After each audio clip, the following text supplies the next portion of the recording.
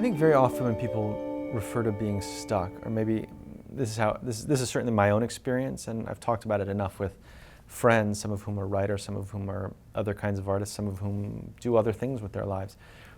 Oftentimes when people refer to being stuck, they don't mean like creatively blocked. They don't mean that they don't have any good ideas. They mean that they don't have any ideas that they care about, that nothing they're making feels important to them.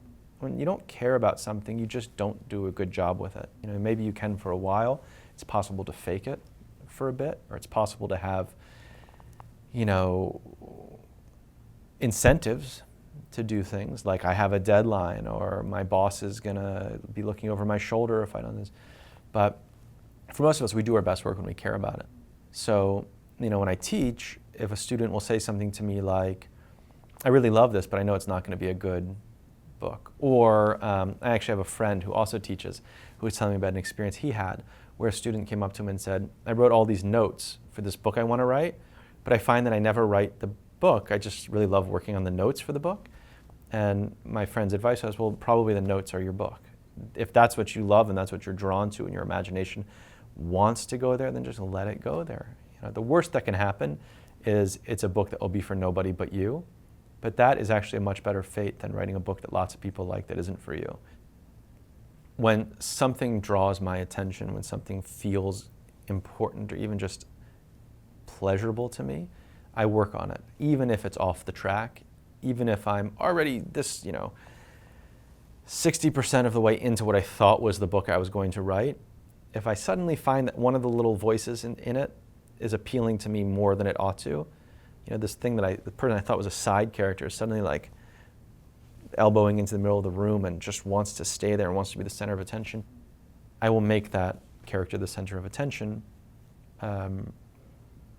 despite it being a very inefficient way to work, because I know that I become unsuccessful, I become stuck, I become unhappy when I'm working on something that I know isn't really what I care about.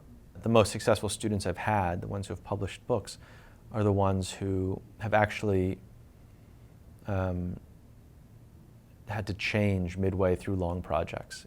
Students who came to class with 300 pages, and we had a discussion not about how those 300 pages could be the best form of themselves, but rather, why are you writing these 300 pages? Are these the 300 pages that best express the thing that makes you a singular writer?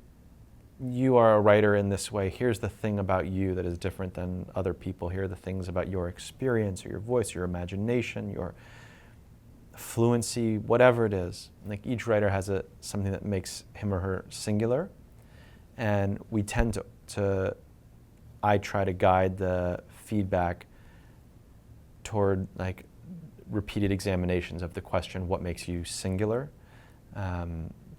Not how can I make this sentence as good as it could possibly be. With the case of these very successful students, we had difficult classes where the answer was, maybe it's not. Maybe there's something else that will better express your singular quality. And sometimes those are very, very difficult classes, because one can get sort of swept up in what is lost, like in the moment. Like, I've been working for 6 months on this, I've been working for 9 months on this, sort of forgetting that one need only write one really good book to have an amazing career as a writer. How many writers have written 2 great books? Not very many. 3 great books, you'd be hard-pressed to name more than a couple. So there's plenty of time. And one disadvantage of a writing program is it creates this kind of like pre-professional attitude.